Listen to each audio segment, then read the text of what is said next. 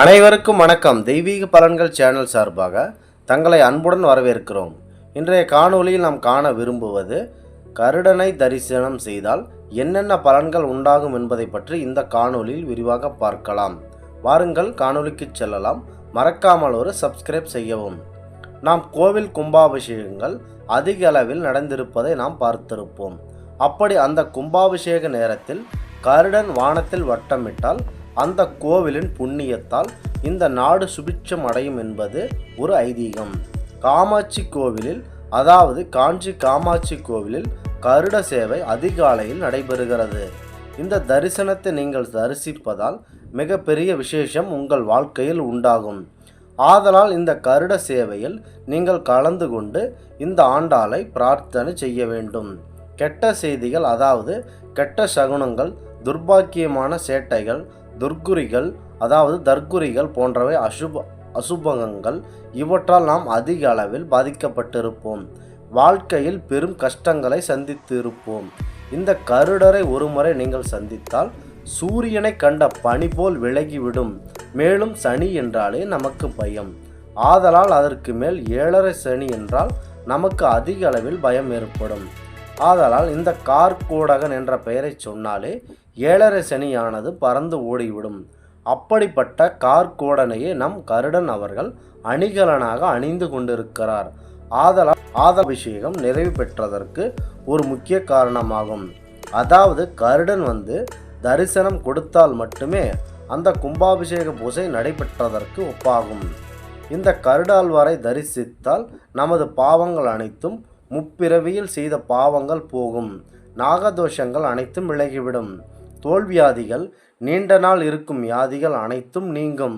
திருமணமான மகளிர் பெண்கள் கருட பஞ்சமி நாளில் கருடாழ்வாரை பூஜை செய்து வணங்கி வந்தால் பிறக்கும் குழந்தைகள் அறிவிலும் வீரத்திலும் மிகப்பெரிய வெற்றி அமையும்.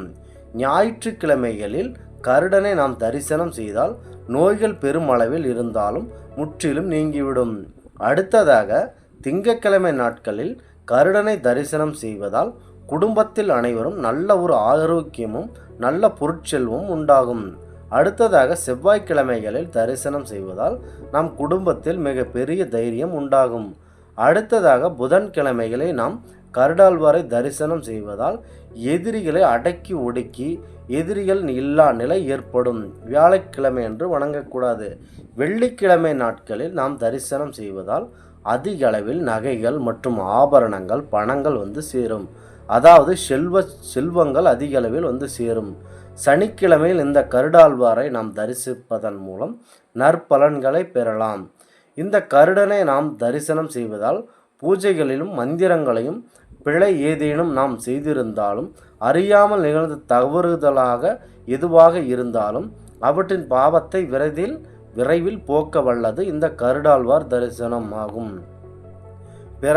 பிறரை நாம் வசியம் செய்ய வைப்பது, அதாவது மயங்க வைப்பது, பகைவர்களை அடித்து உடக்குவது, அந்தரத்தில் வேலை செய்வது மற்றும் உழவுவது, நெருப்பிடையே பயமில்லாமல் அங்கு இங்கு சென்று வித்தைகள் காட்டுவது மற்றும் சர்க்கஸ் போன்ற இடங்களில் இந்திரஜாலம் காட்டுவது, தேர்வில் அதிக அளவில் தேர்ச்சி பெறுவதற்கு இந்த கருடாழ்வாரை மனதில் நினைத்து கொண்டு பிரார்த்தனை செய்ய வேண்டும். இந்த கருடாழ்வாரின் செயல்கள் ஒவ்வொன்றும் புதிதாக இருக்கும். இவரை நாம் மனதார வணங்க வேண்டி வந்தால் திருமாலை வணங்கியதற்கு சமமாகும். பொதுவாக இந்த கருடாழ்வார் கும்பாபிஷேகம் மற்றும் ஆன்மீகவாதிகளின் மரணம் போன்ற இடங்களில்தான் வட்டமிடுவார். இந்த மாதிரி செயல்களை நாம் புண்ணிய செயல்களாக பார்க்கப்படுகிறோம். இந்த ஆன்மீக தகவலை உங்களுக்கு பரிந்தமைக்கு தெய்வீக பலன்கள் சேனல் சார்பாக நாங்கள் மிகுந்த பெருமை கொள்கிறோம். மீண்டும் ஒரு நல்லதொரு காணொளியில் உங்களை சந்திக்கிறோம்.